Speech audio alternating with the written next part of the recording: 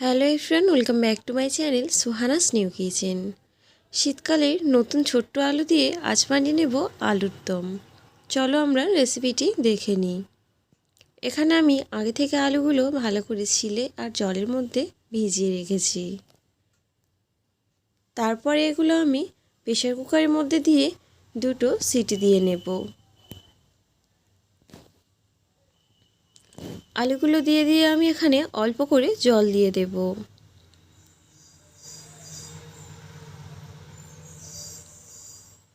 আর তারপরে এর মধ্যে দিয়ে দেব অল্প করে লবণ। দিয়ে আমি প্রেসার কুকারে দিয়ে দুটো সিটি মেরে নেব। আলুটা আমার এখানে হাফ সেদ্ধ হয়ে গিয়েছে, তাই আমি এখানে নামিয়ে নেব। এদিকে আমি চুলোতে কড়া বসিয়ে দিয়েছি আর তার মধ্যে আমি দিয়ে দেব তেল। এখানে দিয়ে দেব আমি পেঁয়াজ বাটা। তোমরা চাইলে পেঁয়াজটা কুচি করেও দিতে পারো। গ্রেভির জন্য পেঁয়াজটা বেটে নেওয়া দরকার। তারপর এর মধ্যে অ্যাড করব 1 চামচ আদা রসুন বাটা।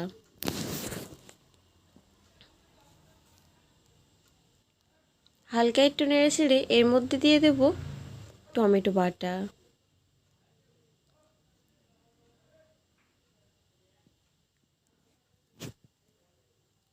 টমেটো বাটাটা দিয়ে আমি আরও কিছুক্ষণ ধরে নেড়ে ছেড়ে নেব।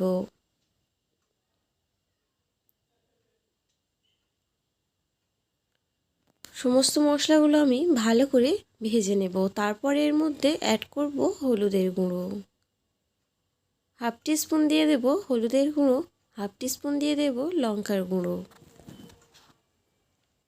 হাফ টিস্পুন দিয়ে দেব ধনে গুঁড়ো,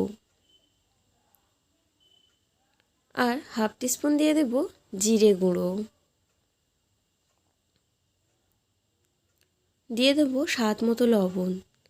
আগে থেকে আমি আলুর মধ্যে লবণ অ্যাড করেছিলাম, সেই জন্য আমি এখানে লবণটা কম করে দেব। তারপরে সমস্ত মশলাগুলো আমি ভালো করে কষিয়ে নেব।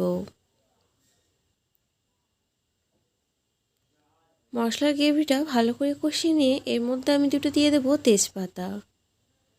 আর মশলা থেকে যখন তেল ছাড়বে তখনই আমি এর মধ্যে দিয়ে দেব সেদ্ধ করে রাখা আলুগুলো। আলুগুলো দিয়ে আমি আরও কিছুক্ষণ ধরে ভালো করে কষিয়ে নেব।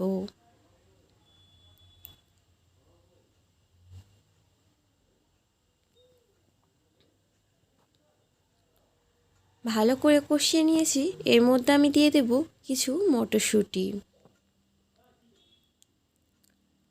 আর দিয়ে দেব কয়েকটা কাঁচা লঙ্কা। লঙ্কাগুলো আমি গোটা দিয়েছি, হালকা করে একটু চেয়া দিয়ে নিয়েছিলাম। তারপরে আমি এগুলো ভালো করে কষাতে থাকবো। আরও কিছুক্ষণ ধরে আমি ভালো করে এগুলো কষিয়ে নেব। তারপরে আমি এর মধ্যে দিয়ে দেব জল। যেহেতু আমি আলুগুলো আগে থেকে সিদ্ধ করে রেখেছিলাম, সেই জন্য জলের পরিমাণটা আমি এখানে কম করেই দিয়েছি। জলটা দিয়ে আমি আরও একটু নেড়ে দিলাম। দিয়ে আমি ঢাকনা দিয়ে অপেক্ষা করব। প্রায় মিনিট 5 ধরে লো ফ্লেমে দিয়ে আমি অপেক্ষা করেছিলাম। আর তারপরে ঢাকনাটা খুলে আমি আরও একটু নেড়ে ছেড়ে দেব। এর মধ্যে দিয়ে দেব আমি কিছু ধনেপাতা কুচি। দিয়ে আমি আরও কিছুক্ষণের জন্য একটু চাপা দিয়ে রেখে দেব। সব শেষে আমার যখন হয়ে আসবে তখনই আমি এর ওপর থেকে একটু গরম মশলা ছড়িয়ে দেব। আর একটু নেড়ে দিয়ে এটাকে আমি চাপা দিয়ে রেখে দেব। আলুর দমটা আমার এখানে কমপ্লিট হয়ে গিয়েছে, তোমরা দেখেই বুঝতে পারছো। আর এটা চাপা দিয়ে গ্যাসের ফ্লেম বন্ধ করে দেব।